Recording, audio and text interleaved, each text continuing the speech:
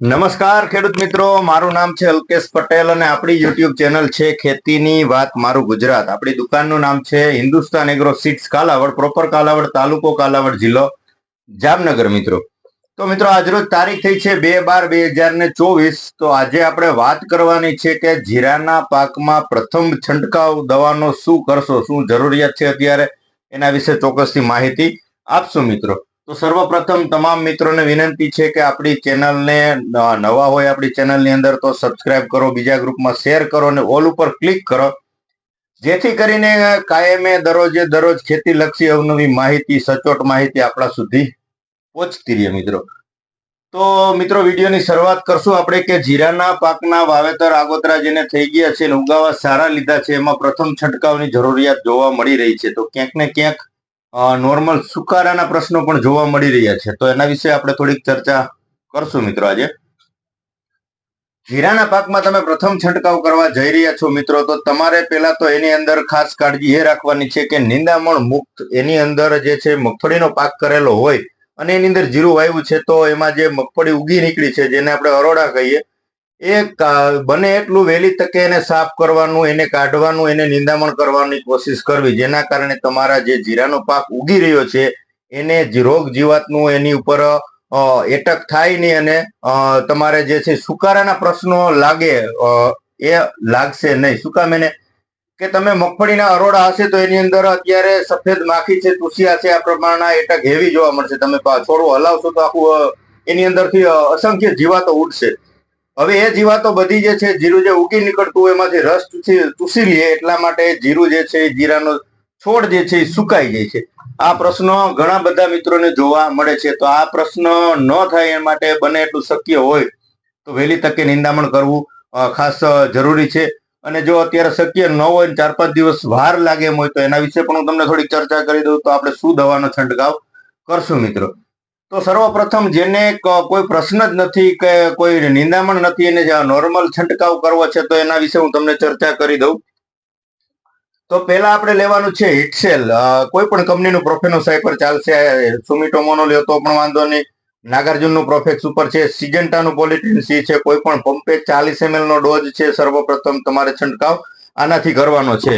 અને બીજી દવા આપણે ખાસ વાત કરશું કે જૂની દવા, આપણે જે વાત કરીએ કે ઘણા બધા મિત્રો આ વસ્તુ વાપરે જ છે અને ખરેખર પેલા અથવા બીજા છંટકાવ સુધી આ વસ્તુ વાપરવી કે એને ક્યાંય સારી ફાયદારૂપ, મને ખ્યાલ છે ત્યાં સુધી ફાયદારૂપ વસ્તુ છે. આપણે કહીએ આને કે મોનો, આ યુપીએલ નું આવે છે, સ્વાલ નું આવે છે, ઘણી બધી કંપનીમાં આવે છે, પણ કોઈ પણ સારી કંપનીનો મોનો લઈ અને પેલો અથવા બીજો 2 છંટકાવ સુધી તમારે ચોક્કસથી મોનો વાપરવાનો. ભલે આ દવા આપણે આમ કહીએ કે કોઈ પણ રોગ માટે સ્પેશિયલ નથી, પણ આનાથી જે ગ્રીનરીને જે કુણપ આવે છે મિત્રો, બીજા કોઈ પણ વસ્તુથી આવતી નથી. રિઝલ્ટ સારા મળે છે. એટલા માટે શરૂઆતની અવસ્થામાં જે છે તમારે મોનોનો 1 થી 2 છંટકાવ અવશ્ય કરવા, રિઝલ્ટ તમને સારા મળશે. પંપે 25 થી લઈને 30 ml જ વાપરવાનું, વધારે વાપરવાની જરૂર નથી. તો એની અંદર તમે યુપીએલ નું ફોસ્કિલ વાપરી શકો છો, સ્વાલનું વાપરી શકો છો, કોરોમંડલનું, કોઈ પણ સારી કંપનીનું મોનો 25 થી 30 ml સાથે પ્રોફેનો સાથે એડ કરી દેવાનું છે. અને તમારે મોનો ન નાખવું હોય તો એની જગ્યાએ તમે સિગ્માનું જે આવે છે ઢાલ, કડવી દવા, આપણે જે મગફળીમાં પણ વપરાવી છે, બીજા અન્ય પાકોમાં પણ વાપરેલી છે, તો આ પણ તમારે પંપે 40 ml વાપરી દેવાનું પ્રોફેનો સાથે. તો જેથી કરીને શું થશે કે છોડની અંદર કડવાશ આવી જાય, એના કારણે 15 થી 20 દિવસ સુધી તમારા છોડને રોગ જીવાત, ચૂસ્યા પ્રકારની જીવાતો જે છે નુકસાન કરશે નહીં, ખાવાનું પસંદ કરશે નહીં. અને જે છે રોજ અને ભૂંડનો જે કોઈને ત્રાસ છે તો અવશ્ય પ્રોફેનો સાથે આ વસ્તુનો ઉપયોગ કરી દેવાનો, જેથી કરીને 15-20 દિવસનું તમને ઢાલની અંદર રિઝલ્ટ તમને સારું મળશે. આ વાત તમને કરી રોગ જીવાતની. હવે જેને અરોડા છે, નિંદામણ જે સાફ કરી નથી શક્યા, હજી 4-5 દિવસની વાર લાગે એમ છે સાફ કરવામાં, તો સાથે તમારે આની સાથે તમારે એડ કરી દેવાનો છે, ઉમેરી દેવાનો છે એસીફેટ. કોઈ પણ કંપનીનો લઈ લ્યો, ખાલી એસીફેટ, બીજી કોઈ એવી દવા કે મોંઘી દવાનો ઉપયોગ કરવાનો જરૂર નથી. આપણે જે એસીફેટ 75% રનિંગ આવે છે, અદામાનું છે, સ્વાલનું આવે છે, યુપીએલ નું આવે છે, લાન્સર, કોઈ પણ વસ્તુ સારી કંપનીનો એક લઈ અને સાથે પંપે 25 ગ્રામ સાથે ઉમેરો કરી દેવાનો છે. એટલે તમારા જે અરોડા ઉગ્યા છે, અન્ય બીજું નિંદામણ જે છે એની અંદર જે રોગ જીવાતો ટકેલી છે, તો એ રોગ જીવાતો સાફ થઈ જશે, જેથી કરીને તમારું જીરું જે ઉગતું આવે છે, નીકળતું આવે છે, એને રસ ચૂસશે નહીં, જેથી કરીને તમારો પાક જે છે જીરાનો પાક જે છે વ્યવસ્થિત ઉગી નીકળશે. નહીતર જે છે તમારું જીરું ઉગીને પણ સુકાઈ જશે, બરી જશે. શું કામ? કે રસ ચૂસી લે એટલે જે છે એની અંદર જીરો જે સુકાઈ જવાના પ્રશ્ન થતા હોય છે મિત્રો. હવે આ જે વાત થઈ રોગ જીવાતની, હવે આની અંદર આપણે એક ઉમેરો કરવાનો છે હળવા ફૂગનાશકનો. એ ખાસ એક નોંધ લેવાની છે. તો જે લોકોને કોઈ પ્રશ્ન જ નથી, રનિંગ ખાલી એક નોર્મલ રાઉન્ડ જ મારવો છે, તો આની સાથે તમારે ખાલી ઉમેરી દેવાનું છે M45. મેન્કોજેબ જે આવે છે, કોઈ પણ સારી કંપનીનું લઈ લેવાનું છે. મેન્કોજેબ 75% જે આવે છે, આ UPL નું છે. આની જગ્યાએ તમે જે ઇન્ડોફિલ નું આવે છે, ઇન્ડોફિલ M45, બરાબર, આ બ્રાન્ડ નેમ છે. આ બહુ જૂની વસ્તુ છે, સારી કંપની છે, સારા જ રિઝલ્ટ મળે છે. આ પણ 75% M45 આવે છે, તો આ પણ તમે ઉપયોગ કરી શકો છો. આના રિઝલ્ટ પણ તમને સારા મળે છે. પંપે 40 થી લઈને 50 ગ્રામનો ડોઝ છે. UPL નું નાખો તો પણ ભલે, આનું નાખો તો પણ ભલે, પણ વાપરજો સારી કંપનીનું. નહીતર આ અત્યારે નામ આનું બદનામ થઈ ગયું છે કે M45 નો વપરાય. શું કામ? એને એ કે ભાઈ પંપમાં જામી જાય છે, ઓગળતો જ નથી, કે હાંજે પલાળી દે, હવારે નથી ઓગળતો. પણ મિત્રો તમને ભલામણ કરું કે સારી કંપનીનો આનો તમે ડોઝ બનાવો તોય ભલે, ડાયરેક્ટ પંપમાં નાખો તોય ભલે, આ ઓગળી જશે. શું કામ? એને કે સારી વસ્તુ, સારી ક્વોલિટી હશે તો ઓગળી જશે.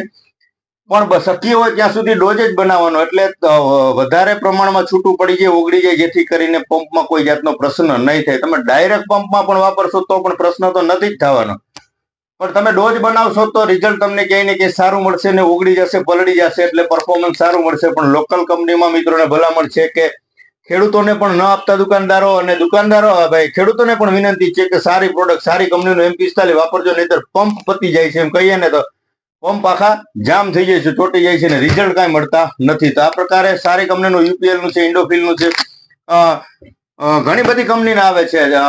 આપણે આવે છે કોરોમંડલમાં આવે છે, ઘણી સારી કંપનીમાં આવે છે.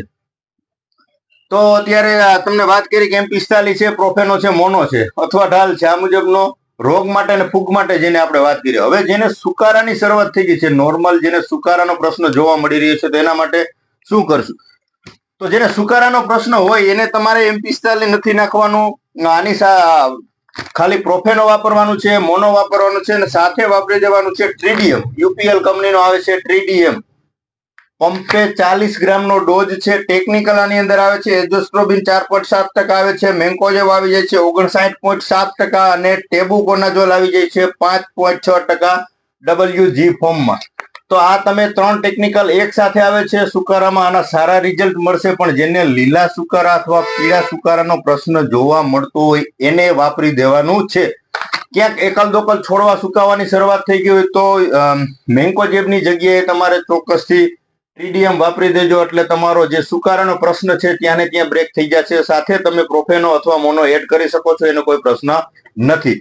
અને જે છે તમે રોગ જીવાત કે સુકારાના કે એવા કોઈ પ્રશ્ન હોય તો સાથે તમારે સ્ટીકર વાપરવું જરૂરી છે.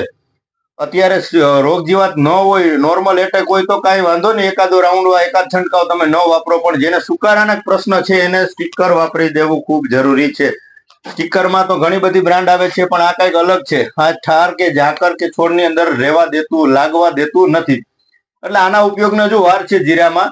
પણ તમે શરૂઆત પણ કરી શકો છો. ત્યારે 5 ml ના ડોઝથી ધાનુકાનું જે વેટસીટ આવે છે, આનો તમે સ્પ્રે સાથે સાથે ઉમેરો કરી અને કરી શકો છો. ચોક્કસથી રિઝલ્ટ તમને ક્યાંય ને ક્યાંય આના સારા જોવા મળશે મિત્રો. તો અત્યારે નોર્મલ જે છે શરૂઆત જે છે જીરાના પાકની, એના વિશે તમને વિડીયો દ્વારા માહિતી આપી દીધી છે. છતાંય કાંઈક અલગ આપણે પ્રશ્ન હોય અને ન સમજાતું હોય તો મને ચોક્કસથી ફોન કરી શકો છો. ડિસ્ક્રિપ્શનની અંદર મારા નંબર છે, છતાં પણ નંબર નોંધવા હોય તો લખી લેજો. 97 270 42 050 મારા મોબાઈલ નંબર છે. તો તમે ચોક્કસથી કાંઈક તમારે અલગ પ્રશ્ન હોય તો મને ફોટા મોકલી, મારો WhatsApp નંબર પણ આ જ છે, તો મોકલી અને તમે ચોક્કસથી માહિતી મેળવી શકો છો. કુરિયર સુવિધા પણ ઉપલબ્ધ છે આપણા નજીકના સેન્ટરમાં. જે મેં તમને બતાવ્યું છે આજે વિડીયોની અંદર, બધું જ તમે જ્યાંથી ખરીદી કરો છો બધું ત્યાંથી મળી રહેશે. છતાંય ન મળે અને કોઈ સારી પ્રોડક્ટની કોઈક આગ્રહ હોય તો તમે ચોક્કસથી કહેજો. આપણે કુરિયર દ્વારા પણ પહોંચાડી આપીએ છીએ. પણ જે આપણે ભલામણ કરી છે, રનિંગ બધી વસ્તુ છે, સારી કંપનીની છે, તો તમારા નજીકના સેન્ટરમાં ચોક્કસથી મળી રહેશે. તો સારી વસ્તુ વાપરી અને રિઝલ્ટ સારા મેળવીને ઉત્પાદન સારું મળે, આવા હેતુથી આપણા સિઝનની શરૂઆત કરવાની છે. તો શરૂઆતથી અંત સુધી આપણે તમામ પ્રકારના પાકની તમામ સચોટ માહિતી આપણા સુધી પહોંચાડતા રહીશું. પણ ક્વોલિટી સારી વાપરવાની છે, આ એક તમારે ખાસ કાળજી રાખવાની છે. પછી અડધે પહોંચી ગયા ને ત્યાંથી આપણી સાથે જોડાઓ અને સાથે તમે આગળ હાલવા માંગશો તો જે છે આપણું જે 50% સમયગાળો વીતી ગયો છે ને એમાં તમે જે રોગ જીવાત કે કોઈ સુકારાના પ્રશ્નોથી તમે એમાં એટકમાં આવી ગયા છો તો ઉત્પાદન ઘટશે, વધશે નહીં. પણ જે અત્યારથી તમે સાથે સાથે જોડાઈ રહેશો, સારી પ્રોડક્ટ, સારી વસ્તુ વાપરવાનો આગ્રહ રાખશો તો ચોક્કસથી તમને ઉત્પાદનમાં વધારો થશે ને થશે. આ હું તમને એક બાહેંધરી આપું છું કે સારા પ્રોડક્ટ સારા પરિણામ આપે છે એ વસ્તુ ફાઇનલ છે. અને યોગ્ય સમયે જે વસ્તુની જરૂર છે એ સમયે એ વસ્તુ મળી રહે તો રિઝલ્ટ આપણે ચોક્કસથી સારા મેળવી શકીએ છીએ મિત્રો. તો વિશેષ માહિતી માટે આપણે બીજા વિડીયોની રાહ જોશો. આપણે લસણ છે, ડુંગળી છે, ધાણા છે, ચણા છે, આ બધાનો દિવસે દિવસે અલગ અલગ વિડીયો દ્વારા ચોક્કસથી માહિતી આપણા સુધી પહોંચાડતા રહેશું. રજા આપશો મને. જય જવાન, જય કિસાન.